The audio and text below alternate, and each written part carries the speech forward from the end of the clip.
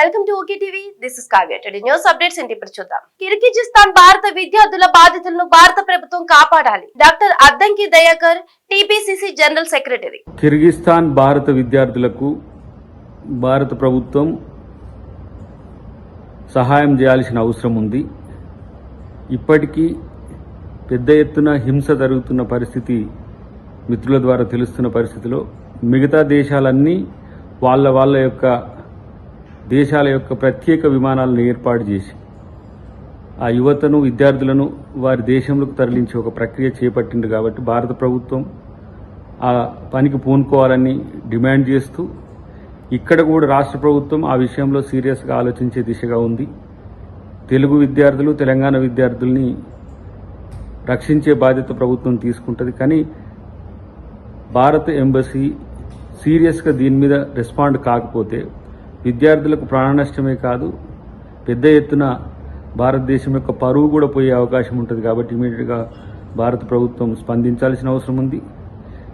ఏ అంశాలు వారికి ఇబ్బందికరంగా ఉన్నా నేరుగా సంప్రదించడానికి కూడా ప్రయత్నం చేస్తాం. డెఫినెట్గా ఇది విదేశాల్లో చదువుకుంటున్న విద్యార్థులకు ఒక సమస్యగా మారుతున్న క్రమాన్ని గమనించి కాంగ్రెస్ పార్టీ కానీ లేదంటే ఇతర ప్రజాస్వామికవాదులు కానీ భారత ప్రభుత్వాన్ని డిమాండ్ చేస్తున్న పరిస్థితి. కాబట్టి ఇమీడియట్గా దాని మీద స్పందించాలని నేను కోరుతున్నాను. కిర్గిజిస్తాన్ భారత విద్యార్థుల బాధితులను భారత ప్రభుత్వం కాపాడాలి. Doctor Addanki Dayakar, TPCC general secretary. Kyrgyzstan భారత విద్యార్థులకు భారత ప్రభుత్వం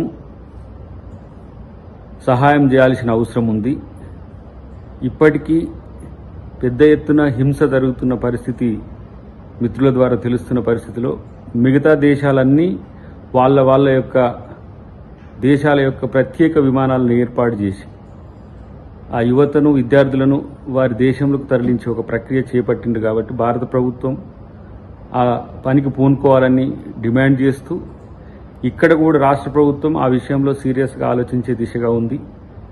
తెలుగు విద్యార్థులు, తెలంగాణ విద్యార్థుల్ని రక్షించే బాధ్యత ప్రభుత్వం తీసుకుంటుంది. కానీ భారత ఎంబసీ సీరియస్గా దీని మీద రెస్పాండ్ కాకపోతే విద్యార్థులకు ప్రాణ నష్టమే కాదు, పెద్ద ఎత్తున భారతదేశం యొక్క పరువు కూడా పోయే అవకాశం ఉంటుంది. కాబట్టి ఇమీడియట్గా భారత ప్రభుత్వం స్పందించాల్సిన అవసరం ఉంది.